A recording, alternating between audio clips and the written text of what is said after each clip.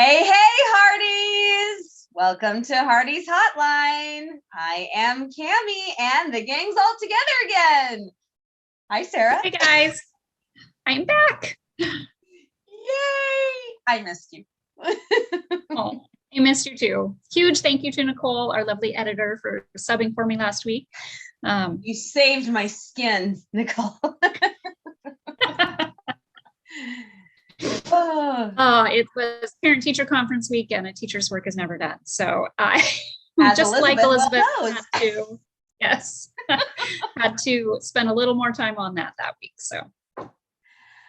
All right, we are getting into the thick of it, which means we're coming close to the end of my beloved season 2. By the way, not a lot of help last week. Come on. Oh, come on. Charles. I totally defended Charles. There were moments you defended Charles, and then there were moments where you were a little harsh.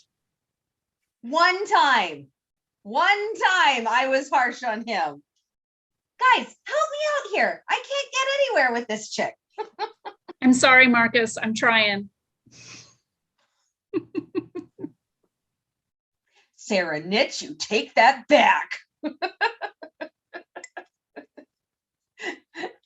10 points if you get that reference. I do get that reference because it was in the episode we're reviewing tonight. Which is season 2, episode 9, Follow Your Heart. So everybody in this episode was following their hearts, even if they weren't using their heads all the time. I suppose that, the argument could be made for that for every one of the characters. Okay. Because they weren't, their heart wasn't always in the most stable place the entire episode. So I wonder who we're referring to. A lot of people. This is a very unsettling episode. Let's just face it. There's a lot of things going on. It's how you know you're coming close to the end, when everything is coming unglued. So everything can kind of go back together in the last episode. Mm-hmm. And it's interesting just how many things. I mean, season 2 was pretty short, right? Yeah. It was only 10 hours long, right? And there are so many things I remember from season 2 that are all in this episode. I know. And I was like, wow, that happened here. Crammed in a lot of and that happened here. Big memories from season 2. So this was really exciting. And they all happened in this episode. Yep, it's kind of coming to that culmination of. Oh boy! Now Sarah's getting all nostalgic on me. I do like season 2. I know you do. So let's start talking about it, shall we? All right. Well, I would say this episode started out with a bang. Wow! But it does start out with a bang. It starts out with a literal bang when somebody points a gun at Jack and it goes off. Thank heavens it wasn't pointing at Jack when it went off. Yeah, I mean, you and I were talking about this before. This is one of the iconic Jack Mountie scenes from any season. And so for that to take place right now when so much else is going on, I was like, oh my gosh, this was like one of his shining moments. Yeah, you see Jack taking down a crook. It's, and he even says, he says later at the end of this episode, I'm good at what I do. And you think back to the beginning and you go, yeah, you are. You are really good. I loved how they set that whole counterfeiting scene up with Rosemary bringing the bills to Jack. And her sly look. She's an actress. Trying to be secretive and trying to be discreet. Yeah. Which I don't think Rosemary and discreet can go in the same sentence.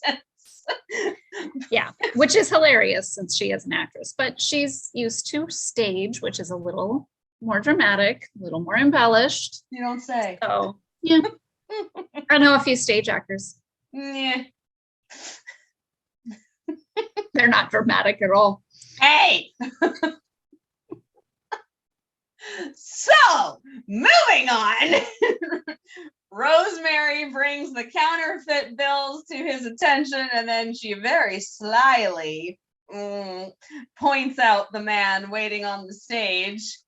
And Jack just nonchalantly hands her his groceries, his basket of groceries, and goes over. And then Elizabeth comes up and laments the fact that the children didn't do any of their lessons in her absence. And Elizabeth, there's so much more to learning than what can be found in books. You have to educate the whole child, encourage independent thinking. I love. Thanks.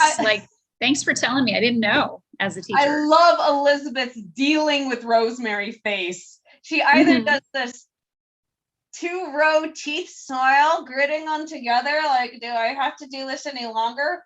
Or she does, yeah. Signature Elizabeth moves. But because Elizabeth is distracted by Rosemary, she does not see what is going on until she hears the shot. Yes. And just like she said, it was like I couldn't breathe. Yeah. I mean, how scary that would be if you didn't know the people. They were a few feet away. Yeah. That would be a terrifying situation to be in regardless. And to then add in that it's anybody you know that's having that situation.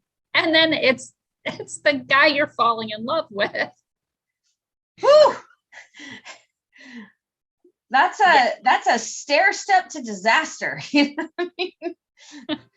So yes, so you are going into the episode with this extreme emotional event. Yeah. and now you're able to I think that just sets the stage for everything that's about to go down. Plus, there's a counterfeiter. We've been wondering what's going on. We have been wondering about counterfeiting, although we haven't seen exactly what Bill has had. We've seen tiny little corners of metal. Yeah. And that's all. But just hearing that word at the beginning, you're like, yeah, it's starting to be unraveled. And then just shortly there into the episode, you've got Bill in the superintendent's office, and it's sounding like this whole counterfeiting case is closed, but it's a very suspicious conversation. Yeah. The superintendent even says 2 plates are missing. And Bill, and he says, do you know anything about that? And Bill says, no, sir, must be a mistaken paperwork. And right. We know that it's not a mistaken paperwork. We do know that. But I get confused here because I'm like, okay, if you're the one who confiscated them and you're going to take some, why'd you turn them all in the first place? Why didn't you just say, I found 8 of them instead of finding 10 of them, or however, he's the one that found them and turned them in. So it seems a little odd that they disappeared later. Somebody else takes them, or I was very confused for a while. The only thing I can think of is that maybe there were other Mounties present. That's possible. Yeah. Yeah. So maybe that has something to do with it. And so Jack puts the counterfeiter in jail. He's not too happy about it. And Bill goes back to Hope Valley. After a little run-in with Norah. Oh my gosh. Waiting. She wants to go to the beach? What? Waiting for him at Mountie headquarters? Outside the superintendent's office. I mean, I don't care what kind of job you have. That's just a little awkward. she wants him to take a few days off and go to Canyon Bay. I know how much you love the beaches there. What is going through this woman's head? I mean, honestly. It's been very well set up through multiple episodes. We haven't addressed the Bill and Nora angle as much on our podcast, but from very early episodes in this season, it is established she's not of sound mind. I don't know if she's just not of sound mind or if she's just in denial. There's got to be more to it than simply wanting him back. And here's the comparison I draw. In season 1, Rosemary came and she was in denial of Jack not wanting to be with her. And she acted a little nutty sometimes, but she was mentally all there. She just really wanted him back, and she wanted to stop at nothing to get him back. She acknowledged everything he told her, and when he said he wasn't ready for her, and she just said, I don't care, I'm going to keep trying. Yeah. Nora doesn't hear what Bill says. Like, he flat out denies and says, you are wrong. And Abigail did not invite him here. I did not, she didn't know about you. He flat out tells her this. I don't believe you. And then she goes and accuses Abigail of inviting him back to Hope Valley and encouraging his attention in front of everyone in the mercantile. Yeah. I was like, what is going on with this woman? Yeah. Okay, if you don't know me by now, everybody, this is one of the things. I mean, yes, I don't like the conflict between Jack and Elizabeth and all of that, but this is one of the reasons why I don't like season 2, because the character of Nora drives me absolutely batty. So I won't defend the character of Nora because she's crazy. Thank you. What I will say, because this is who I am on the podcast, I just defend things. You've got to do it. I got to do it. So I think you had to have her be crazy. Like, you had to have her be someone that you absolutely could not defend. Because if you could, then you might not like Bill as much. And Bill was being established as this main character. And from when he arrived, it was very mysterious. You knew other stuff was going on. You didn't really know what. There's been this counterfeiting thing going on in the background, and you didn't know what, and you still don't know what at this point. But they're trying to build up this character on this TV show to be this main character who's going to stick around for now 9 seasons, right? Mm-hmm. And if there had been any doubt that he was the one at fault with their marriage breaking up, or he was the one who led her on, he wouldn't be who we love. So they had to set this up as Nora's a little crazy. You're nuts. And Christina did that well.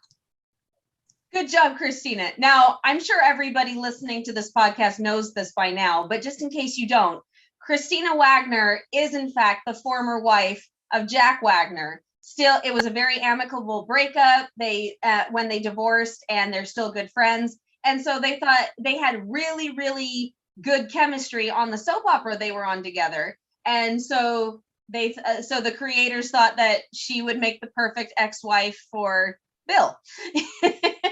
And I think she did. I mean, you need someone that we can blame and be really upset with and not understand their motives.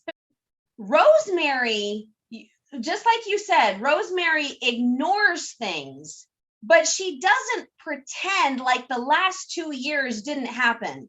Nora is pretending like the last 2 years didn't happen. She didn't abandon him. She didn't up and abandon him, that she didn't tell him the marriage is over, that she didn't refuse to see him, that he didn't do her the biggest favor in the world when she was left with child by a drifter and he married her out of duty to her father. I mean, that would have been the biggest shame to be placed upon her back in that time. And he saved her. And then he raised Martin as his own. You know, I'm just like, lady, will you get a clue? You know? Yeah. But again, if she had, we wouldn't have the outcome we need to have on the show.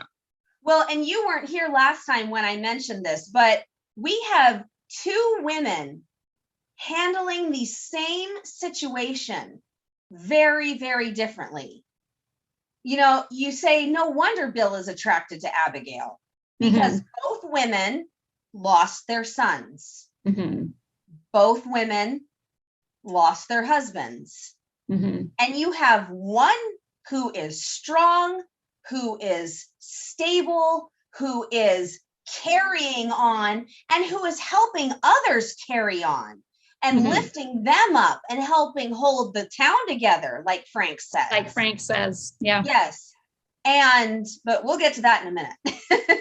And then you have this other woman who abandons everything, even her sense of reason, and completely falls apart.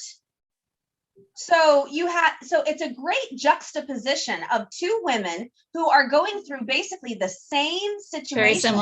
Very similar and situation. handling it, that it couldn't be more different how they're handling it. So that's a really interesting position that Bill finds himself in. Yeah. And no wonder Nora would feel very threatened by Abigail, even without Bill having feelings for her. Like, here's this woman who is going through the same thing as me, and she's doing great.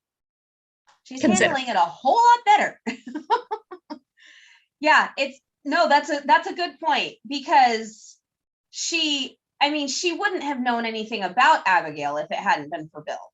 But yes, you can see that she would be very threatened. And then on top of that, her husband is attracted to this woman. And so that makes it even worse. Like, you stole him from me because I can't handle things. You know? Well, so that leads me to another piece. Nora then goes to Bill's boss again to talk to him about what assignment he's on. Not to talk to him actually about Mountie business. Yeah. Basically. Okay. Like, what case is Bill working on? Where is he? Not just going to headquarters and, you know, stalking him and waiting for him there, but goes into why on earth would Superintendent Houston share that information with her? You know. Well, I mean, in a couple episodes, we might have some more theories on that. But but right now, it seems like, oh my gosh, Bill is going to get fired. Like, now he's got a very unstable relative. However, you know, he might not know they're divorced. I don't know. He's got a very unstable relative coming into Mountie headquarters, demanding to know where he is, why he is where he is. And now you find out he's gone somewhere that is not where he was assigned to go from this woman. Not looking good for Bill. No, it's not looking good for Bill. Oh my gosh. And so Bill goes into the jail several times. And when Jack's not there. And when Jack comes upon him the first time, Bill is very amicable, which is different than a couple of other times that they've had a run-in. Amicable, but avoidant. Oh, completely avoidant, but left amicable. There so fast. Yeah, and he said, "Oh, the case has been reopened." I was told that case was closed. You know, it's just. I do have to bring this up. What? I know it's 1911. I know it's dirty there, but Bill just throws the whiskey out on the floor when he's doing the interrogation. It's like, I know. Gee, I mean, Jack's going to come in here and the floor is going to be all wet and smelly. I don't know. Maybe Rip's going to lick up the alcohol off the floor. Oh no, a drunk dog. Hey, why would you just throw it out on the floor inside? I don't know. I have no idea. It looked really cool though. Like it looked very bad cop. He's like, oh, you're not giving me the info I need. Throw out your whiskey. And it reminds me of an interview that Kevin Smith did. And he said when he was really, really young, he was on his way to university and he had a huge drink or slushie or something like that, stops at a stoplight, and a really pretty girl pulls up next to him.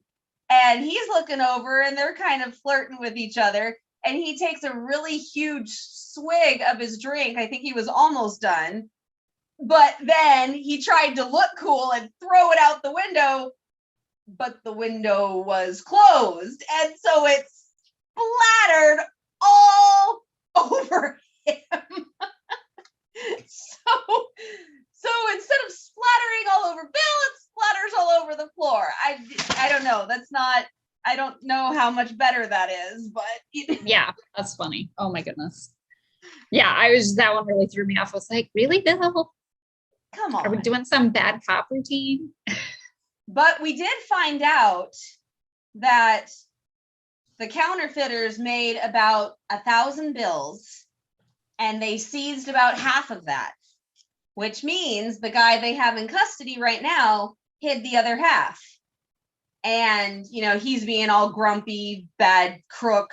Why should I help? Why should I tell you? And well, you can't spend that money if you're in federal prison. So yeah. So he looks to be softening a little bit, but we don't see the outcome in this one. So we'll see where it goes. Right. Very interesting stuff. Oh goodness.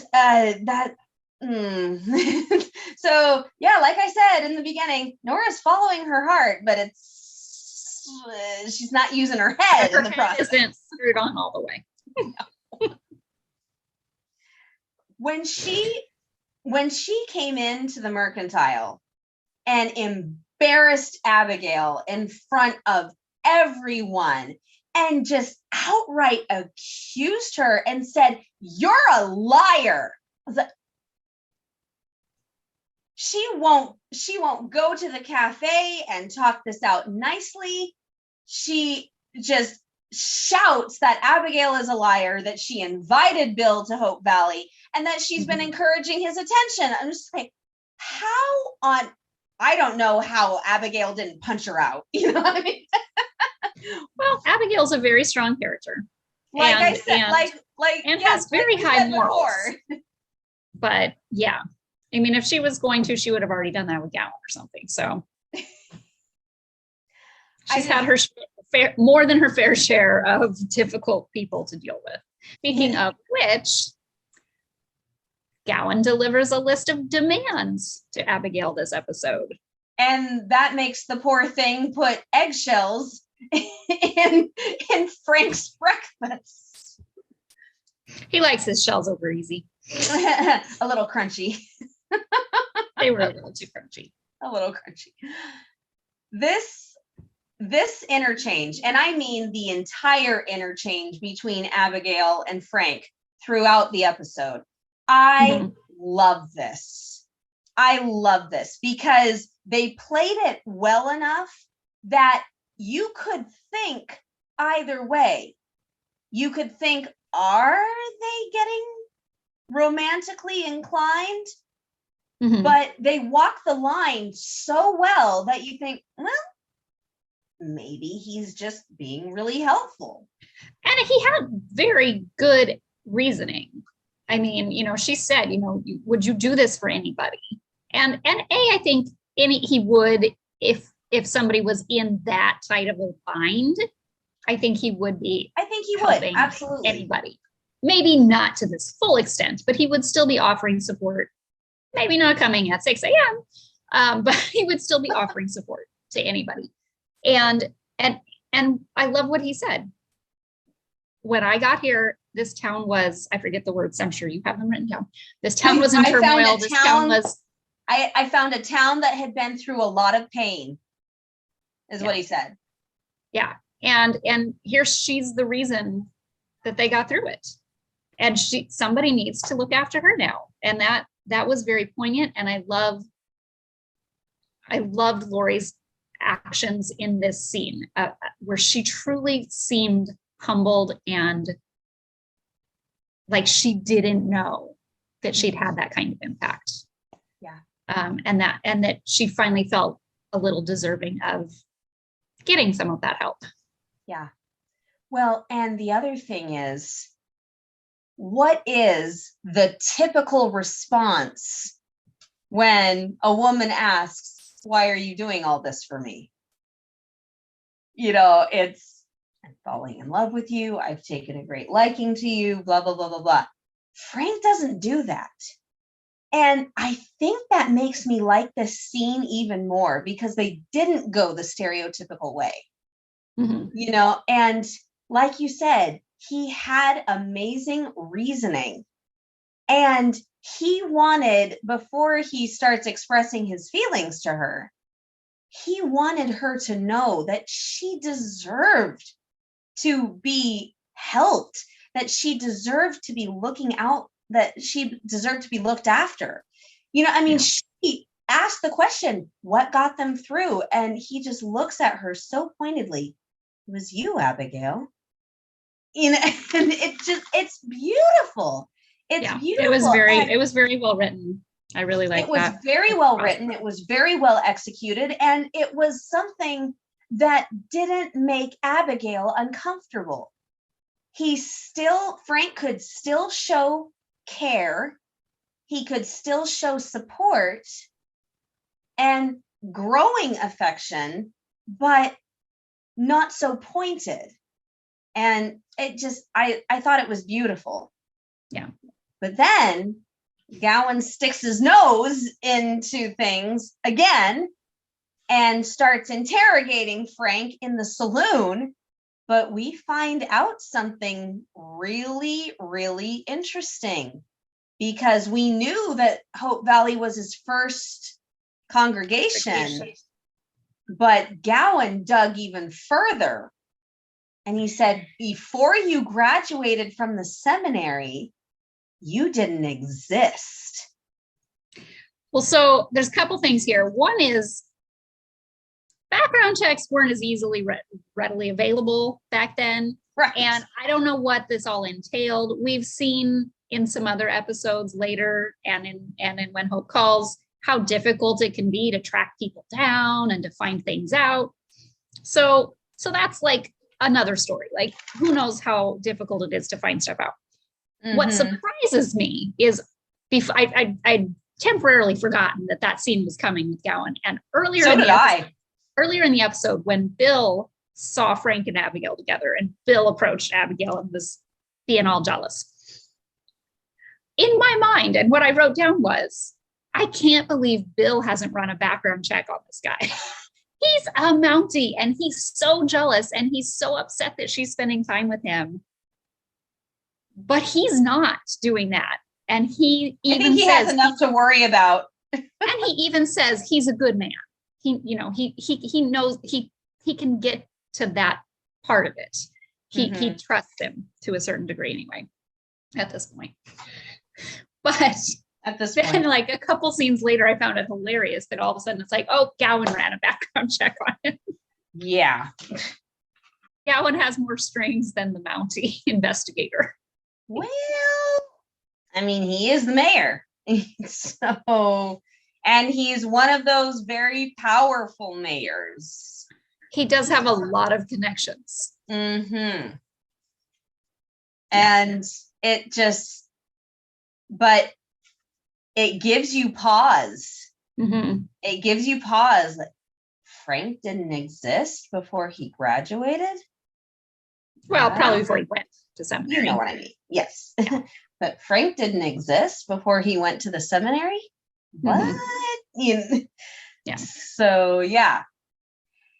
We know something more is coming. We do. And setting something up. I'll spare all of you and I won't break out into West Side Story.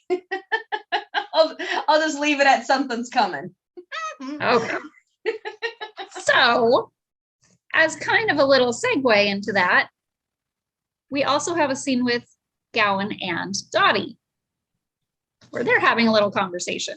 We don't have to go into everything they say right now because that'll tie into the next story. But I did want to say, I believe this is the first mention of Mr. Jenkins from the bank. No? Second. Was it in the last episode that I wasn't with you? Okay. Yeah. I was like, Jenkins! A name I know. Played incredibly by Mr. Milo Shandell in season 3. We'll get to that in season 3. We will. Which will be a while. So a little bit, but we'll get there. But yes, but yeah, he talks about in the previous episode how he is the one who helped Jenkins establish the bank and how it was just a hayseed operation, and he was really angry that Jenkins wouldn't approve the loan to get him out of the hole that he dug himself with the poker game. So yeah. Anyway, moving on. So, the reason for this conversation between Dottie and Henry is dun dun dun. Starts out with Lee and Rosemary. What is going on with them? Okay. Do you like my plaid I'm wearing tonight? Did you do that on purpose? I did. I thought it kind of looked like the coat of Lee's that Molly wore for her tour of the sawmill. And it keeps her so warm and cozy. And I'm, of course, wearing red. It's a lovely shade of plaid. Okay. I think that one of the best things about any of these interactions is how Lee baits the hook and then he just pulls it right in. He is handling her so incredibly well. And I am lapping up every single moment of it. So there's several things that happen that I am highly suspicious of now that I am knowing what comes in the next episode. You mean the way Molly just happens to be talking about Lee asks her to the dance and how he's so. I mean, it's a small town. I'm more suspicious of the exact wording that a few different people use, such as Jack and Lee. So might I just say that Jack is also handling Rosemary quite well? Do you think Jack's in on it? I totally think Jack is in on it. I didn't even consider that. I didn't even consider he might be in on it. Thought. So let me see if I can find my note. Okay. While you're doing it, I just want to do the letter really quick. So Rosemary's doing her column. Writing her Mary Rose. Any man who forgets his own anniversary deserves an ice cold shoulder. Or you might suggest he spend the night on the floor in the tool shed. Sounds like what Jack did. Pretty similar. And then we overhear Molly go Flomo. Which also makes me think Florence is in on it. You think so? It was just all the words were so perfectly timed. Maybe. It just seemed intriguing to me. I will consider Jack being in on it, but I don't think they wanted it getting back to Rosemary. Oh, I don't think so either. So, and Florence is the perfect example of somebody who would get it back to Rosemary. But that's true. But she also, if she wasn't in on it and she suspected, she would just come out right and say it. She would. And so I feel like they almost would have involved her so that she would not. Oh, as a safety. Yeah, like, so that you don't get suspicious and start asking questions that makes her ask questions. Man. I don't know. It's possible. It's possible. But I 100% think Jack was in on this. So for people that are not remembering or haven't seen the episode for a while, Rosemary kind of let Lee down last episode a little bit. And now he's a little bit. And now he is asking Molly to the dance. And she forcefully is typing. There is only one word to describe a man who would treat a woman with such disrespect. And that one word, dear reader, is scoundrel.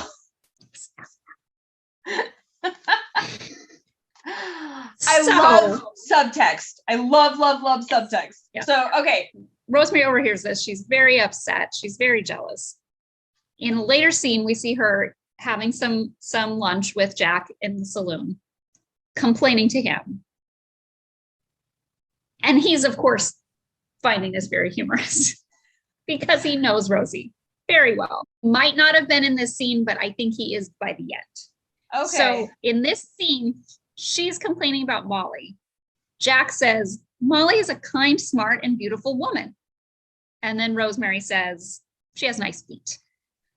And then they go into this whole thing where he's like, she's a really good cook. She's like, oh. And he's naming things that she can make.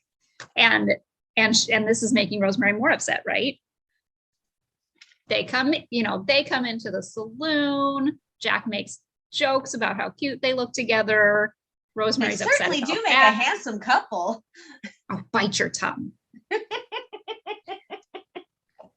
Well, and do you notice that she was telling Jack to open up about him and Elizabeth, and he was so reluctant because he thought it was going to end up in the column, and then she promises.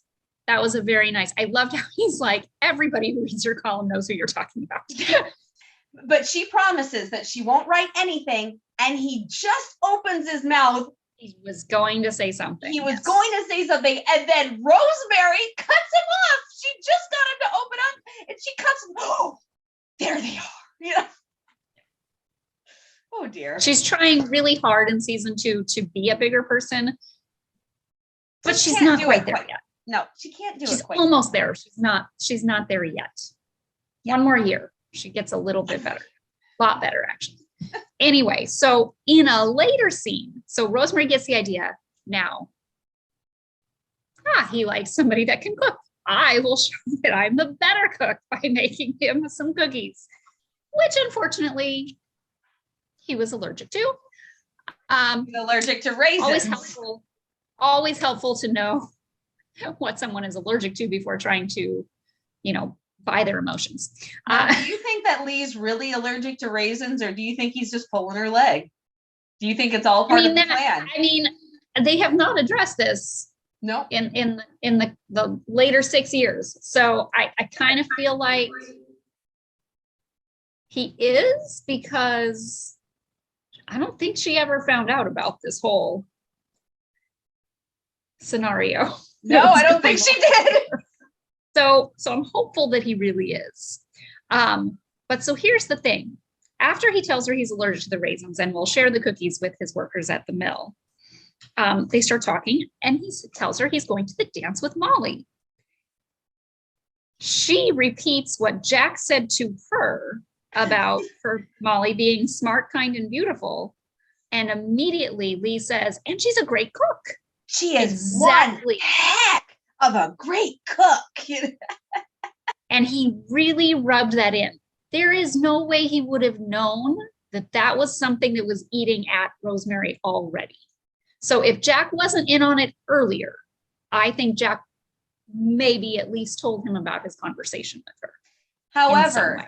However, Lee knows Rosemary well enough to know how proud she is of her cooking.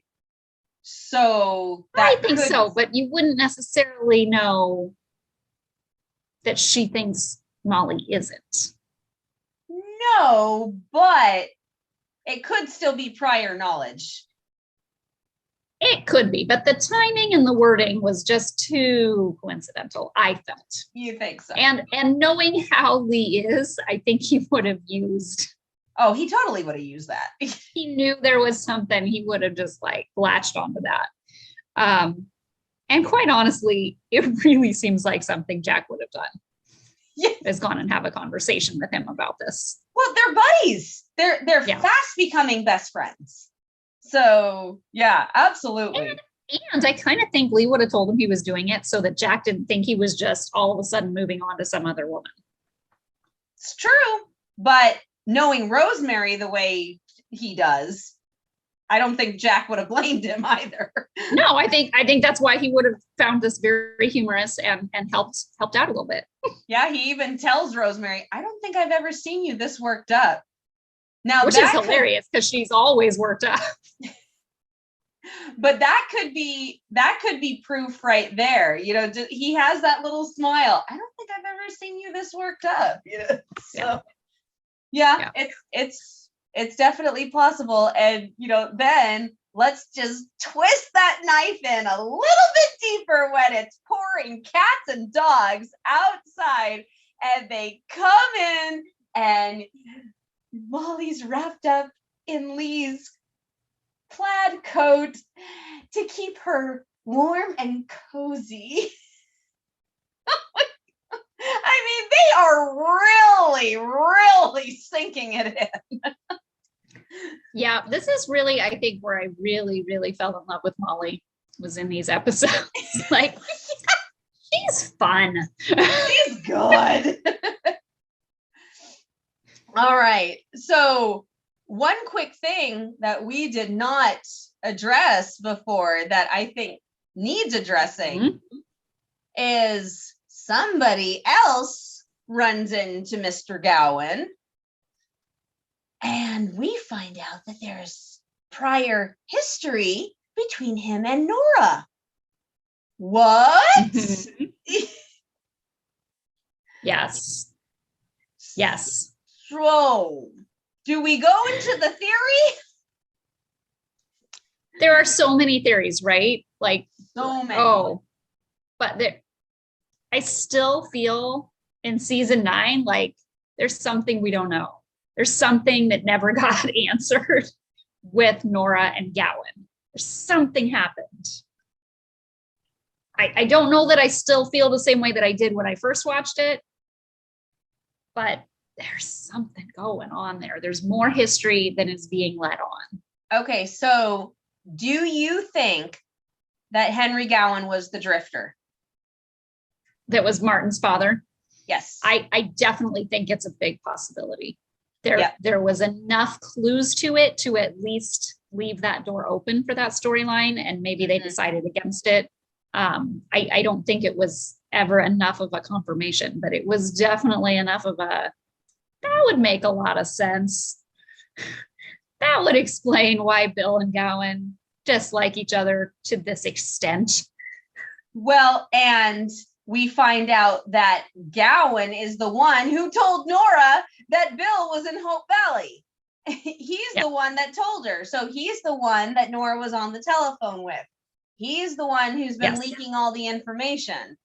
So, and then he's enabling her because she says, I don't think it's a good idea for him to be here without me, but I don't have much money for the hotel.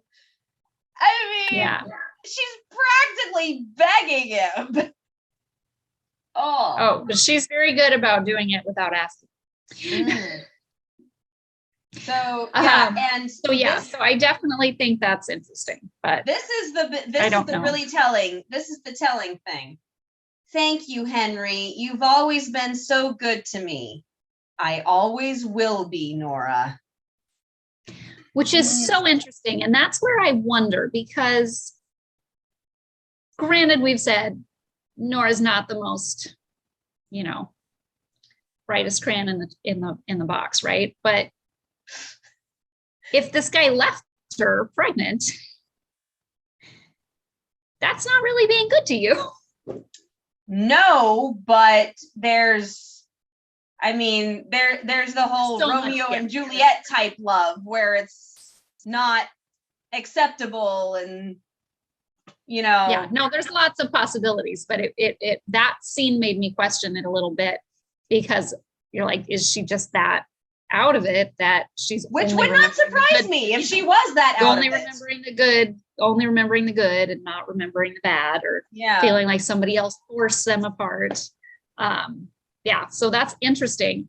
The other thing that we did not mention yet, though, still on Henry Gowan, is that in the midst of Lee trying to cover for his little ploy for Rosemary's heart, is that he tricks her into thinking that he was going to talk about their relationship, and instead asks her to write an expose for the front page of the paper on Henry Gowan. And Lee has already talked to her publisher to get this approved. And now she feels like she's backed into a corner and has to do it. And I think she wants to do it. Yeah, I don't think she minds, but he had her all geared up that they were going to have a very serious chat about the two of them. And can you do an expose on Henry Count?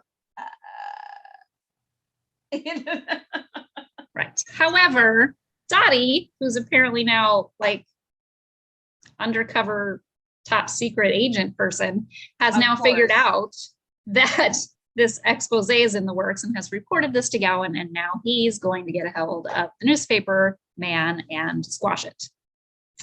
Of course, because that's what he does. That is, well, season 2 Henry. That is what season 2 Henry does.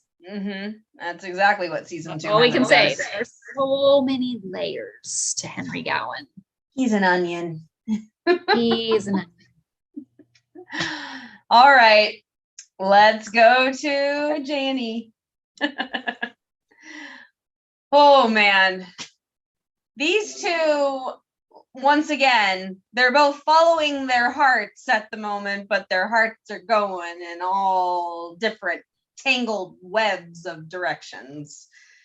And I don't think they're listening to their hearts very closely right now. I think no, they're following what they think their hearts are saying.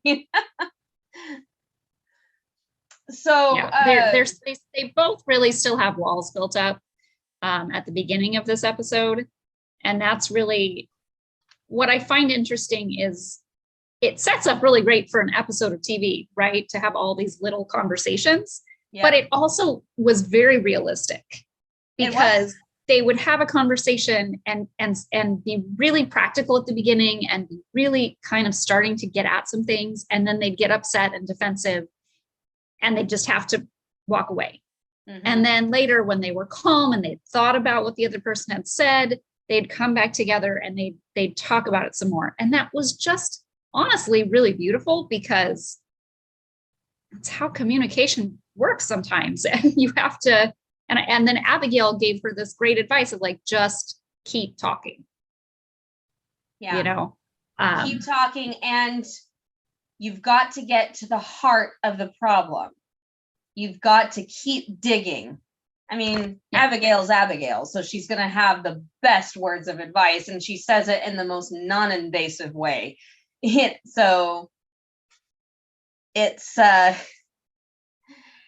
and it's really funny when she says, I hear things are a little frosty between you and Jack, because frosty, I think, is putting it mildly.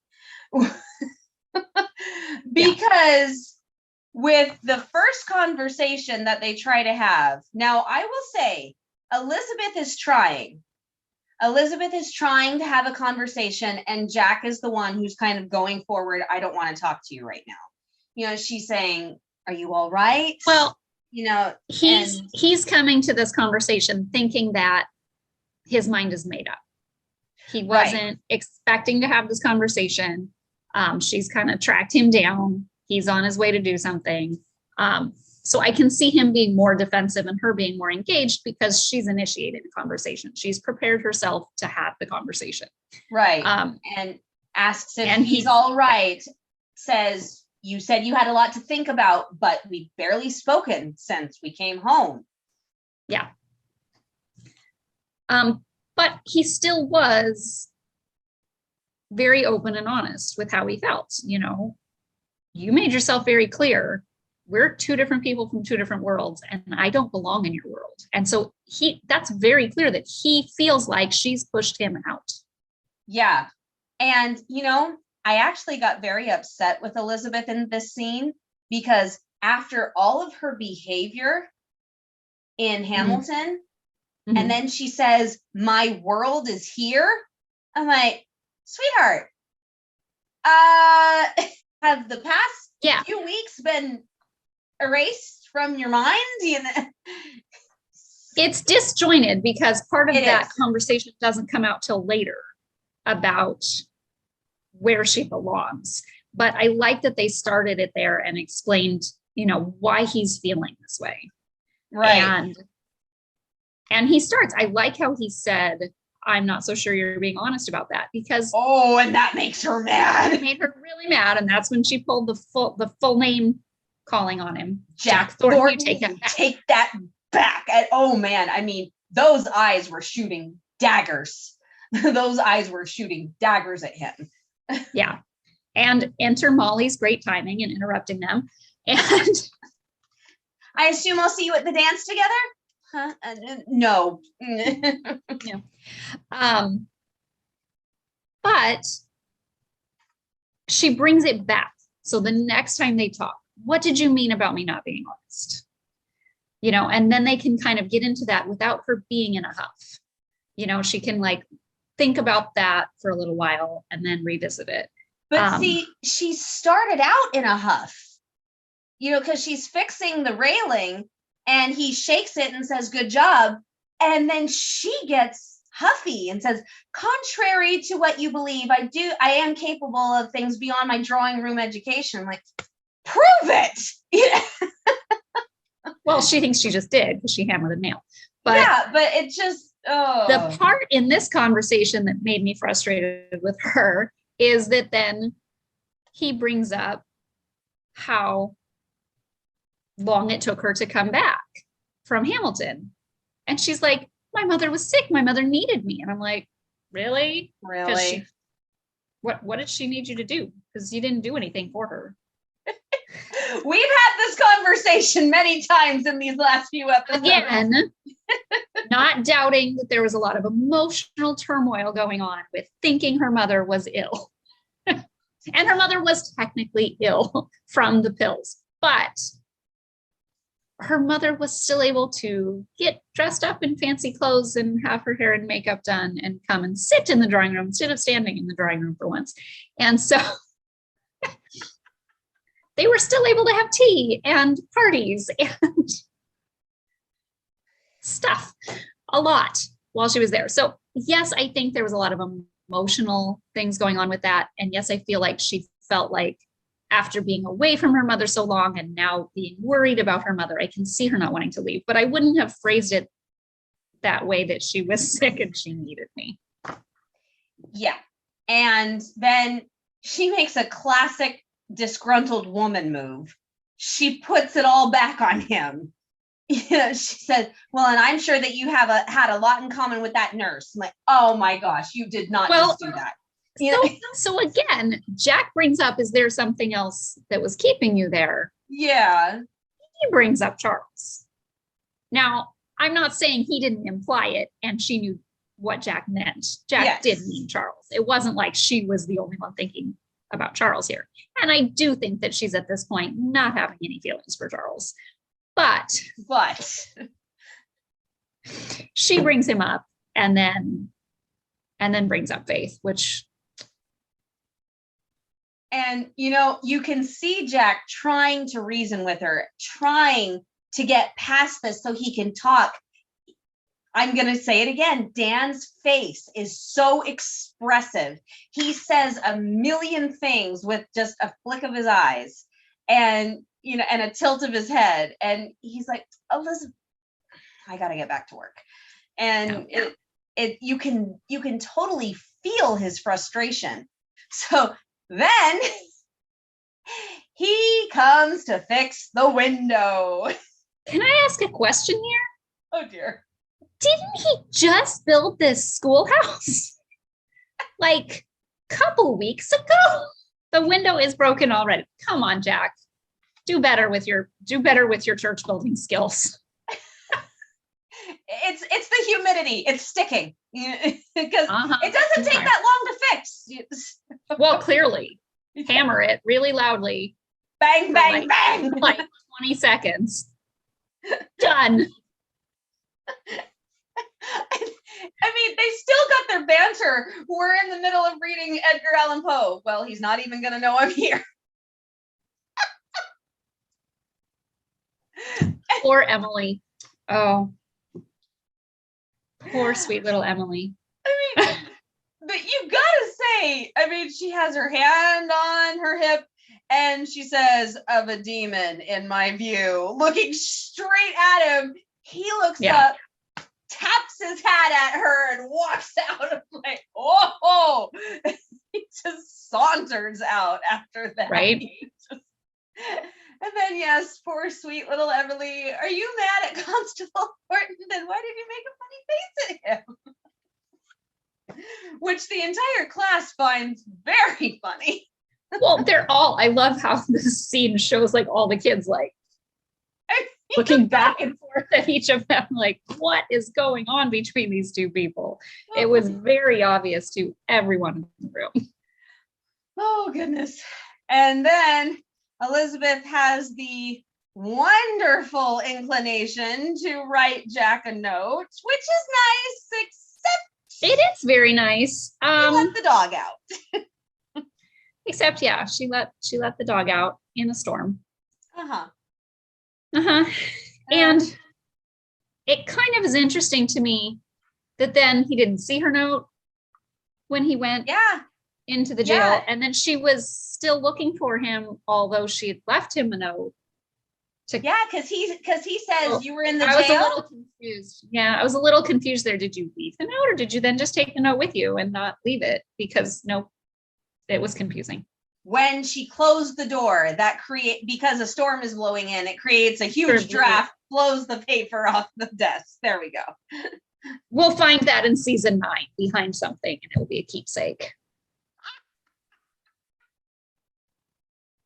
Did she say she did write Dear Jack on it, right? Yeah. So nobody's gonna find it and think it's for them. So that's good. That's not a half bad idea there, girl. That could open up a whole can of worms there. Never yes, indeed it could. So Jack and Elizabeth make their way to the mine. Yes, apparently Rip just runs to the mine whenever there's a storm. This is such an odd thing to do, but okay. Well, I mean, it's a ways away. It is a ways away, but my guess is he makes his way to the mine, because he'll hide in a corner and then he'll hear thunder and then he'll keep going. Yeah. Now, and the other thing might be that it's the only enclosed space because he wants to be enclosed with a door. Mm-hmm. And we also don't know where Rip came from. So maybe he belonged to a miner. Maybe. I didn't even think about that. So yeah, they find their way to the mine and Elizabeth takes it upon herself because she read a book on camping my favorite part. To start a fire by rubbing 2 sticks together. And would you care to say what Jack said in response to her doing that? I believe he said, I have matches in my saddlebag. Why didn't you say so? It's more fun watching you. It's a classic exchange. And I won't go into it, but I love that they revisit that funny moment again in season 3 and make reference to how to start fires and using matches. So yeah, no, I love when they have those little callbacks, and especially when it's from a really meaningful scene. This was a very meaningful episode and a very meaningful scene, and that was bringing some levity to a very tough situation. Even though she did not find the levity at the moment. She does later. She's able to look back on it fondly. Yeah. She does later.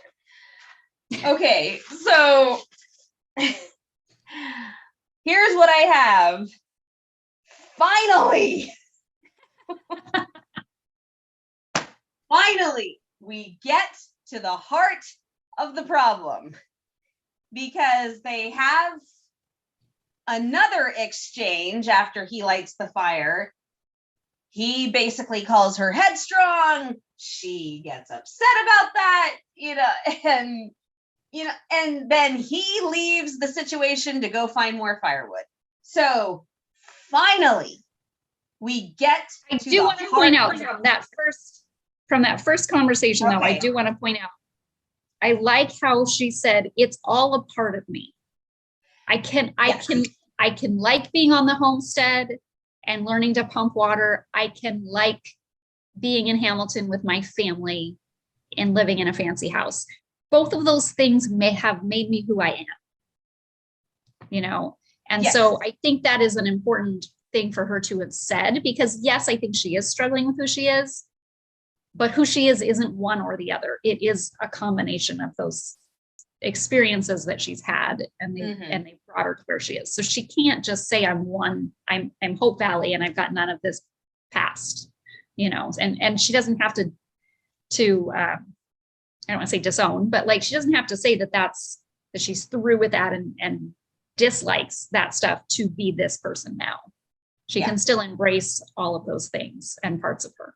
And I think that was important for her to acknowledge as she discovers who she is. That is a good point. I also find it very funny that Jack says, I'm not sure you know who you are yet. And that makes her mad, because she says, now you sound exactly like my father. Because he did say that exact. Her father did say that exactly. Yes, her father said that exact thing, which I think further proves that she really doesn't, because wasn't displaying it. Yes, because father said it, Viola said it, and now Jack is saying it.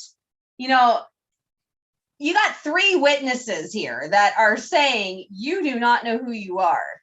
And even Charles kind of said it, so girlfriend has to get some things out. Having to face that a little bit. Yeah. So she finally fesses up to the problem. She finally says what is really bothering her and what is really going on. And I think this is rooted in conversations that she had with Charles. And then it was further exposed by the experience with the counterfeiter. She says, this isn't about me wanting you to be something you're not. And it isn't about wanting you to fit in Hamilton. And this isn't about us coming from 2 different worlds. And I loved, then what is it about? I'm confused. Like, please spell it out to me. But at least she's talking, right? She's keeping on talking. Yeah. And she finally admits that she's just plain scared. What if he had shot you? He didn't. Not this time. Oh gosh, I'm going to cry.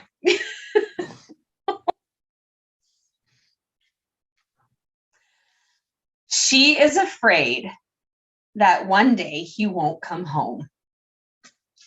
And Dan played this scene so beautifully, because because let's go back a little bit.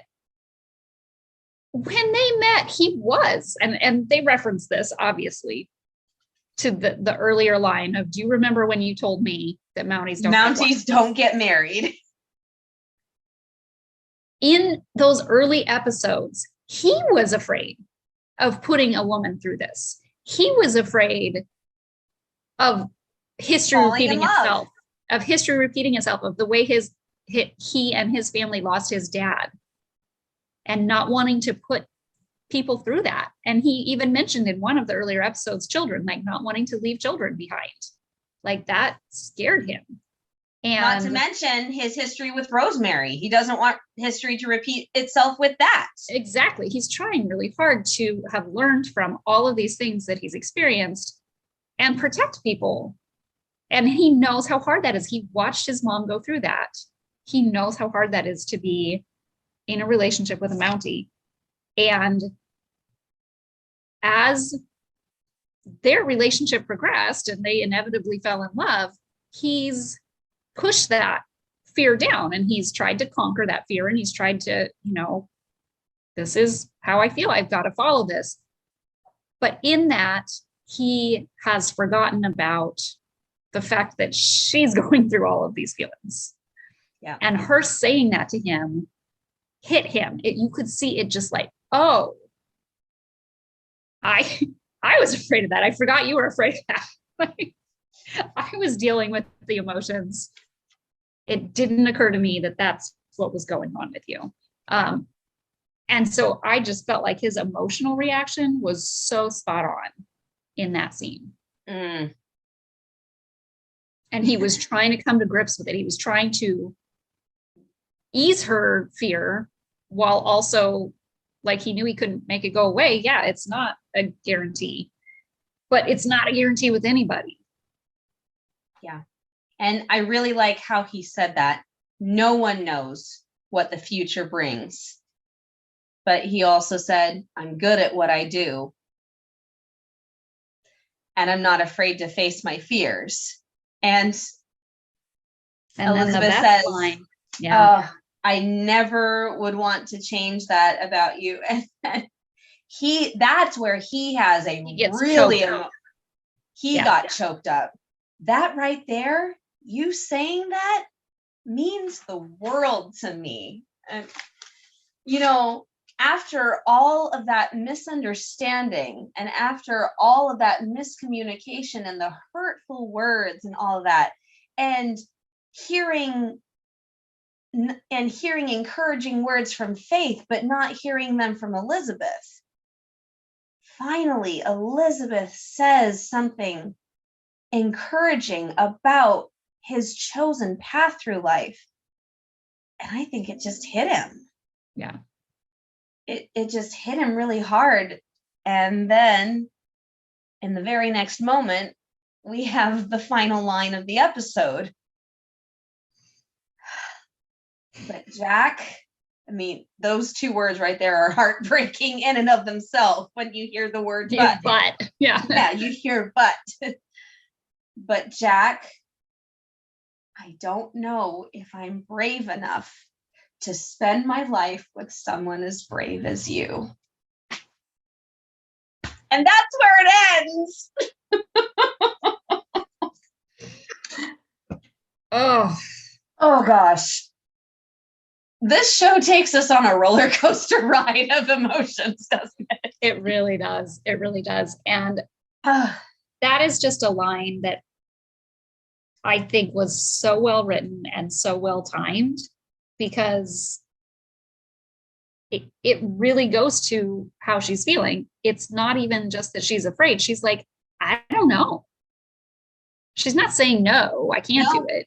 She's not saying, yes, I can, I don't know. That is why I've been so torn between, this whole, it hasn't really been a year in their timeline exactly, but it's been a huge chunk of time. Yeah. That is why she's been so torn, because she doesn't know who she is yet. And she's trying to find out if she is a person that can live like that, with that uncertainty. And Charles said to her, the liability of becoming involved with a Mountie. And that's all crashing down on her right now. It all came out with that bullet. Yeah. And she she doesn't want to live with the fear Yeah, of I mean, maybe one day losing her husband. yeah, And she doesn't want to be alone. yeah. And that can just put this whole other perspective on here. Your father offered him another job that would be safer. Yay. Like That you puts, can understand why, even if she doesn't want to change him, why that would tug at you and why you might say, well, at least think about it. You can see why that would do that to someone. and she said, I thought that you should hear him out. And now we know why, because if he worked for her father's company, he would not be in the path of danger every single day that he walked out the door with that red surge on. Yeah. I mean, it totally puts a different perspective on Elizabeth saying, why didn't you hear him out? And it's, And I think this was what Jack needed to hear to understand her perspective. absolutely, because they did not understand each other. Elizabeth even says to Abigail, he can't get over what happened in Hamilton, and I don't understand why. Like, well then, why don't you go talk to the man? Oh goodness. Oh goodness. So many emotions, so little time. All right. Hearties, we have come. We have come to the end. Next week, we will have the final episode of season 2. Woo! I'm going to tell you right now, prepare yourselves for a little gushing.